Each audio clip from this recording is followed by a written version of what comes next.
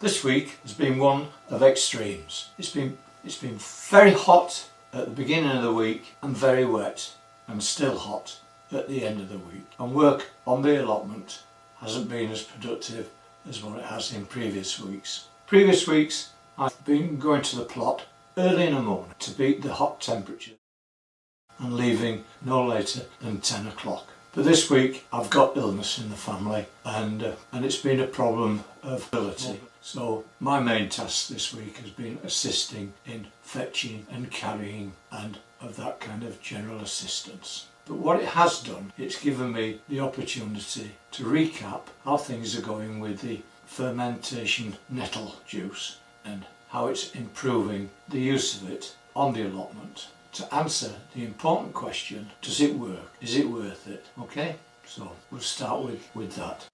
I sow my swede on the 27th of May, directly into the ground, and at this time I knew nothing about fermented nettle juice and was quite pleased when they made their first appearance on the 5th of June, which is 10 days, especially when the packet suggests 14 to 21 days. I had heard of F.N.J through watching Bill and Val's channel at first, but thinking it was just that stinky, smelly stuff that some of my fellow plot holders use, and you know, if you get it on your clothes it becomes very hard to shift. And round about that time I'd also got some nettles encroaching on one of my beds, bed 13 to be exact, and I was quite surprised just how far deep those roots went. Therefore I harvested some nettles,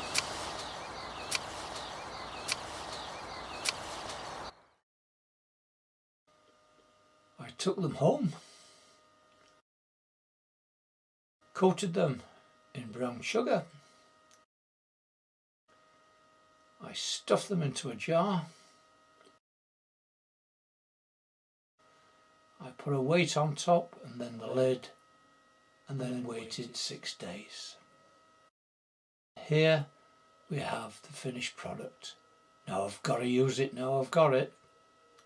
You know what I'm like, kid with a new toy. The first test was sowing 20 seeds into Jiffy 7 pellets, separating and soaking 10 in rainwater and 10 in F.N.J, and waiting for the results.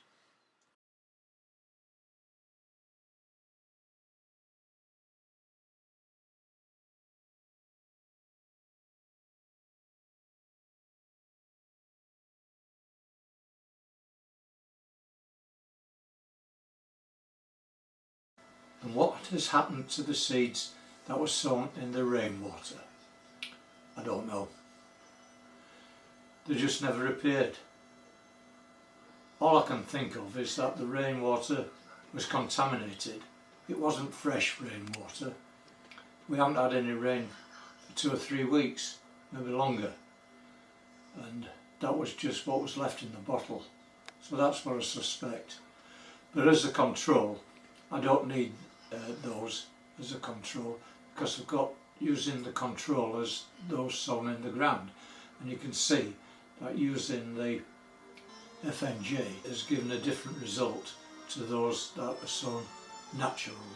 If you look at the photograph for the swede as of today, which is only 2 days later, they're still on the move, they're still improving, so I still think we've a fair bit to go yet.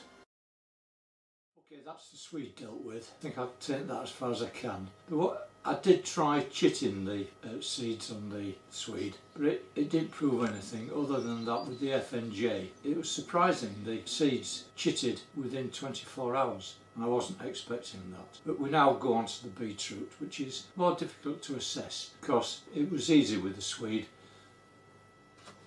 because it was so obvious that the F.N.J was superior. But that could be the fact that the difference between growing in the ground and growing in the pellets in a controlled condition. Still more work to be done on it, but I think it's fair to say that the result of this is down to F.N.J, or F.N.J has played a big part in it. Right, beetroot. These were sown on the 20th of May into 48 jiffy pods, and they all sprouted, they're all successful. And on the 1st of June they were split into two sections. One we just continued to water, and the other we watered with F.N.J. And we looked at them a few days later, which was on the 5th, and slight difference. It was all a matter of opinion.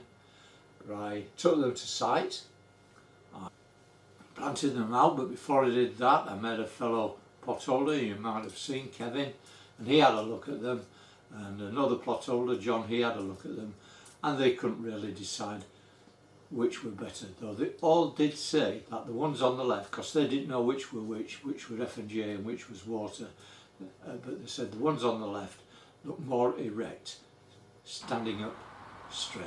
So they were planted out, and they were given the F.N.J on one side of the parsnips and the watered ones on the east side of the parsnips.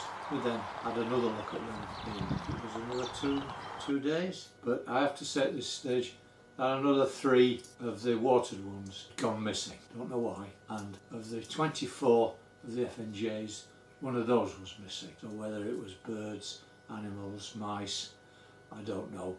But I didn't protect them with the Enviro mesh. And from then on we watered in roughly 2-day intervals, right up to the 16th of June. And I thought there was a definite difference then. But the strange thing is that the watered ones, they had 2 very large, bigger than any of the plants that were in the F.N.J, just 2.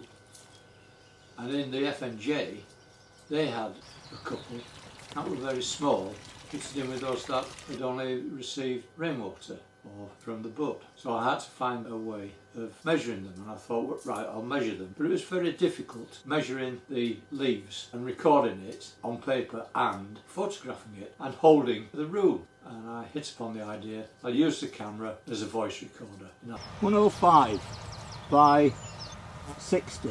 In a line facing the beetroot, and I measured them, and I went round each individual plant and measured the largest leaf and put that information onto a spreadsheet. The spreadsheet then it calculated the area of that leaf, ignoring the fact that the leaf edges are curved, because as long as you do it on all of them exactly the same, the result would be the same. The spreadsheet, as I say, calculated the area, and then it added all the areas together and it divided them by the number of plants that were in there, gave an average, and then the average was then compared between the F.N.J and the watered beetroot, and it was found that the F.N.J was 7% larger than those that were watered, and the 2 large ones are in the watered section are still the largest plants. So I think that's probably a good assessment that the F.N.J increased the growth of the beetroot 7% in that period.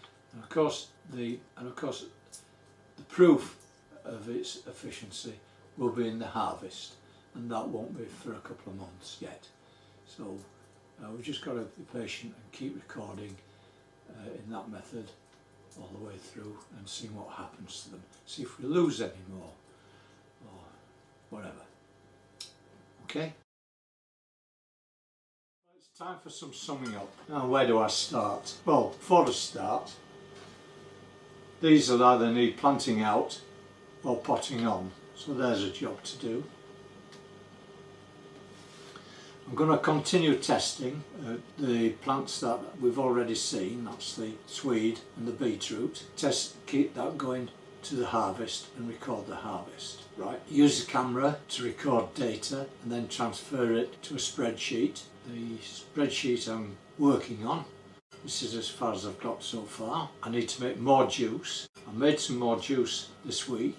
The intention was to make a larger quantity, so I used a 5-litre jar, and that's not really worked out. It was difficult to coat all the leaves evenly with the sugar. I may have used too much sugar because though I got a larger quantity, it's a lot thicker. Now, is this still as good as what I've had before? Do I need to dilute it? And that means fresh plants and fresh tests. So I think the best method is to go back to the 1.5 litre jar and get some more jars and do a jar a day. We'll see how that goes. And another avenue to look at is the Terry King method, where he uses a big pipe and he stuffs the pipe with the nettles or the comfrey with a weight and presses it down. But that's still a 6-week process, or it's certainly longer than 6 days. And he doesn't use the sugar, so I think that's probably worth a try. Also, I want to try comfrey, and I've now got some comfrey and I should start with doing that, so that's going to be more jars to experiment with. And lastly, I found out how to do without the green screen, and this is the one I've got, and it's really strong, thick block board, and look at that beautiful mahogany easel. Saves a lot of time, and of course I don't have the problem of packing it up or putting it away. I just go. And there we are. So, hope you enjoyed this episode. I would appreciate a thumbs up if you think it's worthy of one. If you've not already done so, will you please subscribe? And to get further notifications, what you have to do is press that bell icon. And it just leaves me to say, take care of yourselves, and hopefully I'll see you next week. And all I can say now is, bye.